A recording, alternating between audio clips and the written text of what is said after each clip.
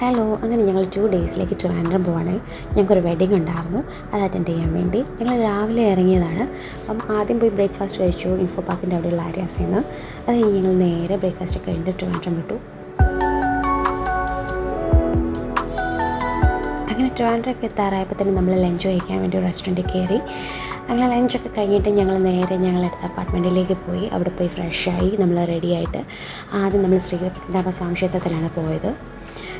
മായുവിനൊരു വീഡിയോയ്ക്ക് പോസ്റ്റ് ചെയ്യാൻ പറഞ്ഞപ്പോൾ അവൾ എന്തൊക്കെയോ കാണിക്കുന്നുണ്ടായിരുന്നു. അങ്ങനെ ഞങ്ങൾ ശ്രീപത്മനാഭ ക്ഷേത്രത്തിലെത്തി.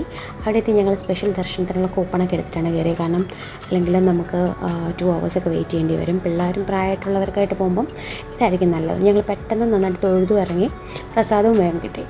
അങ്ങനെ ഞങ്ങൾ ഡിന്നറൊക്കെ കഴിഞ്ഞിട്ട് നേരെ ഞങ്ങൾ ഫ്ലാറ്റിലെത്തി. ഇത് മായുമായിട്ട് കുറേ നേരം കളിച്ചു. അതൊക്കെ കഴിഞ്ഞിട്ട് ഞാൻ അവളെ ഉറക്കം കിടത്തി. അതാണ് എൻ്റെ ഏറ്റവും വലിയ ടാസ്ക്. ഉറങ്ങുകയേ ഇല്ല. അങ്ങനെ ഇന്നത്തെ പരിപാടിയൊക്കെ കഴിഞ്ഞു. അങ്ങനെ ഞങ്ങൾ പിറ്റേ ദിവസം കല്യാണത്തിന് പോകാൻ റെഡിയായി. മായുതേ ലോങ് സ്കേർട്ടും ടോപ്പുമായിരുന്നു ഇട്ടിരുന്നത്. അങ്ങനെ കുറേ ഫോട്ടോസൊക്കെ അവളുടെ എടുത്തു. അതിനുശേഷം ഞങ്ങൾ പോയി കല്യാണത്തിന് വേണ്ടി. ഗിരിദീപം കൺവെൻഷൻ സെൻറ്ററിൽ വെച്ചിട്ടായിരുന്നു കല്യാണം.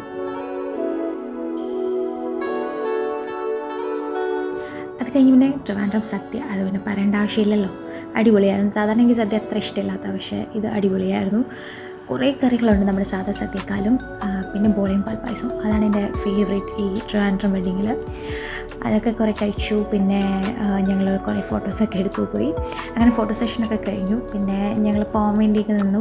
പിന്നെ മായുവിനപ്പോൾ അവിടെ പാട്ടൊക്കെ കേട്ടപ്പോൾ പിന്നെ ഡാൻസൊക്കെ ചെയ്യണം. പിന്നെ അവൾ കുറച്ച് നേരം അവിടെ നിർത്തി അവൾ കുറേ ഡാൻസൊക്കെ കളിച്ചു. അങ്ങനെ പ്രത്യേകിച്ച് ഓഡിയൻസ് ഒന്നും വേണമെന്നില്ല അവൾക്ക്. അങ്ങനെ ഇതൊക്കെയായിരുന്നു ഞങ്ങളുടെ ട്രിവാൻഡ്രം വിശേഷങ്ങൾ. അങ്ങനെ ഞങ്ങൾ തിരിച്ച് സദ്യയൊക്കെ കഴിച്ചതിന് ക്ഷീണത്തിൽ കൊച്ചിയിലേക്ക് പോന്നു. തിരിച്ച് ഞങ്ങൾ വന്ന വഴി ഞങ്ങൾ റാന്നി വഴിയാണ് വന്നത്. അപ്പോൾ ഞങ്ങൾ റെസ്റ്റോറൻറ്റിൽ കയറി. ഞങ്ങൾക്ക് റാന്നി വഴി വന്നത് ഞങ്ങൾക്ക് തൊടുപുഴ കയറേണ്ട ഒരു ആവശ്യം ഉണ്ടായിരുന്നു. അതുകൊണ്ടാണ് റാന്നി വഴി വന്നത്. നല്ല വഴികളാണ്, നല്ല രസമാണ് പോകുന്ന വഴിയൊക്കെ കാണാനായിട്ട്. അങ്ങനെ തിരിച്ച് ഞങ്ങളുടെ സ്ഥിരം സ്പോട്ടിലെത്തി, പാതിരാക്കോഴി. അങ്ങനെ അൽഫാമൊക്കെ കഴിച്ച് നേരെ വീട്ടിൽ പോയി.